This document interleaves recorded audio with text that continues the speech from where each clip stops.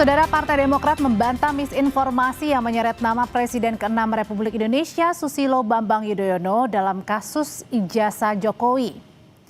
Melalui pernyataannya, Ahmad Khoirul Umam, Kepala Badan Riset dan Inovasi Strategis Partai Demokrat, membantah SBY jadi dalang di balik kasus ijazah Jokowi. Demokrat menyebut misinformasi tersebut bisa merusak reputasi dan ruang demokrasi. Karena itu Demokrat akan mengambil sikap tegas terhadap politik fitnah karena jika dilakukan pembiaran maka tatanan demokrasi tidak akan sehat. Langkah tegas yang akan diambil yaitu dengan melayangkan somasi terhadap sejumlah akun di media sosial yang diduga jadi dalang penyebar fitnah. Sebelumnya, pertama, Pak SBY tidak terlibat dan tidak pernah berada di balik isu ijazah Pak Jokowi. Dan disinformasi semacam ini tentu sangat berbahaya karena bisa merusak reputasi dan juga ruang demokrasi. Tentu di fase awal adalah langkah somasi, yaitu teguran atau peringatan hukum secara tertulis kepada pihak-pihak yang menjadi aktor di balik akun-akun media sosial tersebut.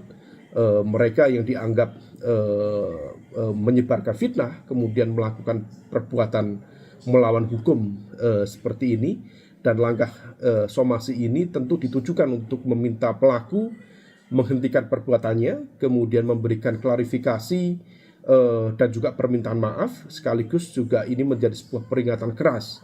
Kalau misal kemudian masih berlanjut, tentu ini akan berproses menuju proses penegakan hukum selanjutnya di ranah pidana. Lebih dalam terkait dengan somasi Partai Demokrat terkait fitnah terlibat dalam kasus dugaan ijazah palsu Presiden ke-7 RI Joko Widodo, setelah hadir bersama kami, bersama dengan Kepala Badan Riset dan Inovasi Strategis Partai Demokrat, Ahmad Khoirul Umam. Mas Umam, selamat malam. Selamat malam, Mbak Audrey. Jadi saya mau penegasan dulu nih, jadi Pak SBY dan juga Partai Demokrat ini masih pikir-pikir atau sudah mensomasi nih pihak-pihak yang kemudian diduga ini mendiskreditkan citra dari Pak SBY? Ya, Mbak Audrey, proses somasi sudah mulai dijalankan karena bagaimanapun juga itu adalah langkah tegas dalam konteks tabayun sekaligus juga klarifikasi secara hukum, sehingga dalam konteks itu adalah peringatan keras secara tertulis dalam proses hukum diberikan, dengan harapan tentu yang bersangkutan akun-akun yang tentu dalam sistem ini kita harapkan juga Komdiji dan lain sebagainya memiliki sistem yang bisa mendeteksi secara akurat siapa pihak-pihak yang berada di balik akun-akun tersebut, dan kalau misalnya kemudian itu sudah didapatkan secara clear, proses somasi berjalan, dan kalau misal tidak ada respon secara positif, tentu proses hukum akan dijalankan. Tapi kenapa sih harus memilih somasi, Mas Umam? Ini kan mungkin suara-suara dari masyarakat aja, suara-suara dari netizen. Saya pikir sangat berbeda. Polanya begitu terlihat ya, artinya dalam konteks ini sumber fitnah dan juga pola disinformasinya sangat berbeda. Ini bukan sesuatu yang sifatnya genuine dari masyarakat, tetapi sebuah pola fitnah yang memang disebarkan secara masif oleh akun yang memang kategorinya anonim di media sosial. Dan ini kalau kita cermati memang prosesnya dan juga karakternya cenderung terkoordinasi dan juga berulang. Nah, oleh karena itu kita mencermati ini, disinformasi ini cukup berbahaya karena bisa merusak tadi reputasi juga ruang demokrasi. Jadi sangat karena mengganggu sekali. Kita melihat proses itu dan juga mengambil sikap diam, Mbak Audrey. Oke, jadi Pak SBY ini merasa sangat terganggu sekali, Mas Umam. Iya, terganggu karena kekhawatiran kalau misal kemudian diam itu kemudian dimaknai oleh masyarakat yang begitu mudah mengkonsumsi materi-materi yang tidak mendidik seperti itu kemudian sebagai sebuah bentuk pembenaran, tentu itu sangat tidak mendidik. Maka pembiaran kalau misal kemudian mendiamkan itu juga bisa menciptakan presiden yang saya pikir tidak begitu baik untuk ruang demokrasi kita. Artinya apa? Membiarkan ruang politik fitnah menjadi normal. Nah, ini yang kemudian proses pembelaan ini betul-betul dalam konteks di satu sisi memang ada aspek reputasi, bicara kehormatan, tetapi juga ada ruang pendidikan politik yang juga harus dilakukan, bahwa di dalam konteks ini kebebasan berekspresi tetap memiliki koridor yang kemudian memiliki fatsun yang clear di dalam berdemokrasi, kemudian dalam konteks penegakan hukum, dan kemudian harus ada patokan yang dijadikan sebagai ruang dalam kita berekspresi di situ. Oke, kalau disebut tadi politik fitnah, kalau gitu Partai Demokrat sendiri menduga-duganya ini orang-orang yang kemudian tadi ya memainkan peran narasi di balik media sosial ini adalah orang-orang yang pro akan Presiden ke-7 Joko Widodo, atau orang yang memang benar-benar netral begitu yang hanya bersuara saja di media sosial? Kita tidak melangkah sampai spekulatif sejauh itu, karena itu nanti menjadi ruang yang lebih jauh lagi. Tetapi bahwa akun-akun yang kemudian berkembang, kadang juga merebak secara sporadis, memang angkanya, view-nya tidak terlalu besar. Kadang itu ada yang sampai ribuan, bahkan di angka 10.000, dibanding dengan angka-angka yang pemberitaan mungkin bisa sampai jutaan dan lain sebagainya.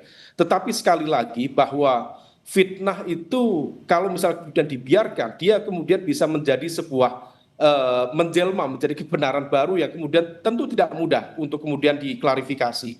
Nah, di dalam konteks ini adalah bagian dari civic education kita, bahwa negara harus diatur dengan rule of law, bukan rule of noise atau rule of rumors.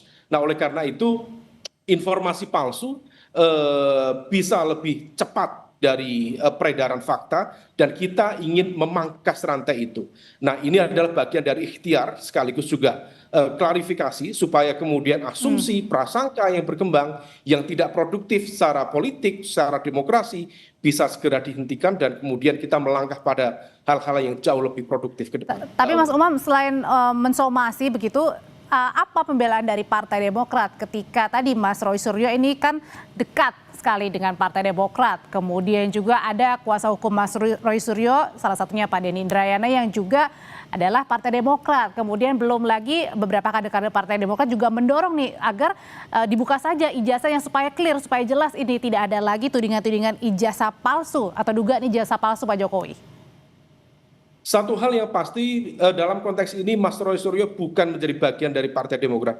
Beliau menjadi partikel bebas yang sangat terpisah secara organisir, secara struktural dengan partai. Nah, di saat yang sama, kalaupun kemudian ada elemen-elemen yang kemudian memberikan dukungan, tentu ini menjadi sebuah pola relasi yang sifatnya profesional mereka, dan kita tidak tahu menahu dan kemudian betul-betul terpisah.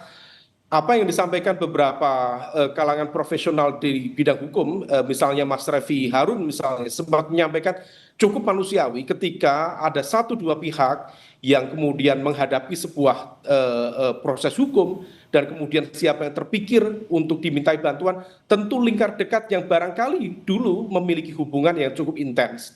Nah, di dalam konteks itu, proses pertemanan lama yang barangkali menjadi bagian dari koneksi, yaitu hak masing-masing. Tetapi secara keorganisasian, dalam konteks fatsun berdemokrasi, dalam konteks berpolitik, sama sekali tidak ada. Partai Demokrat, Pak SB, clean and clear, tidak terlibat di dalam konteks ijazah Pak Jokowi. Sama sekali tidak terlibat. Tapi kalau misalnya sudah dilayangkan somasi, kemudian penuding-penuding ini masih terus menuding Pak SBY berada di balik penuding ijazah palsu Pak Jokowi, pertanyaannya apalagi langkah hukum yang akan dilakukan Pak SBY dan juga Partai Demokrat, Mas Umam? Ya, somasi itu hanya proses awal yang sebenarnya memberikan ruang bagi aktor-aktor yang berada di balik itu untuk segera mengakhiri proses tindakan mereka. Kemudian di saat yang sama kemudian memberikan ruang klarifikasi sekaligus juga permintaan maaf kalau misal kemudian yang bersangkutan memungkinkan melakukan itu, memiliki itikat baik, dan sekaligus ini juga menjadi sebuah ultimatum sekaligus juga peringatan keras. Kalau kemudian proses itu masih berjalan sebagaimana concern Mbak Audrey tadi, maka proses hukum dalam konteks ini adalah di ranah pidana tentu akan ditempuh. Nah, oleh karena itu proses hukum nanti akan di follow up oleh tim hukum, tentu seiring dengan proses investigasi. Sampai berapa lama Mas Umam follow up-nya atau somasi ini berjalan? Bagaimana, Mbak Adri? Iya, sampai berapa lama somasi ini berjalan, memberikan waktunya berapa lama? Kita tidak membatasi dalam konteks time frame yang kaku, tetapi proses ini kita gulirkan secara secara natural. Bagaimana kemudian nanti respon reaksi dari pihak-pihak tertentu tentu akan kita tanggapi dengan baik. Oke. Yang pasti dalam konteks ini sikap dan juga ketegasan dari Pak SBY dan juga keluarga Partai Demokrat disampaikan kepada publik untuk memberikan klarifikasi, tabayun, sekaligus juga penegasan bahwa kita sama sekali tidak terlibat di dalam konteks isu itu dan jangan dibawa-bawa untuk masuk ke ranah isu-isu yang sama sekali tidak produktif dalam konteks demokrasi dan juga perdebatan politik ke depan. Kepala Badan Riset dan Inovasi Strategis Partai Demokrat, Ahmad Khairul Umam, terima kasih sudah berbagi pandangan malam hari ini di Sapa Indonesia Malam, Mas Umam. Terima kasih, Mbak.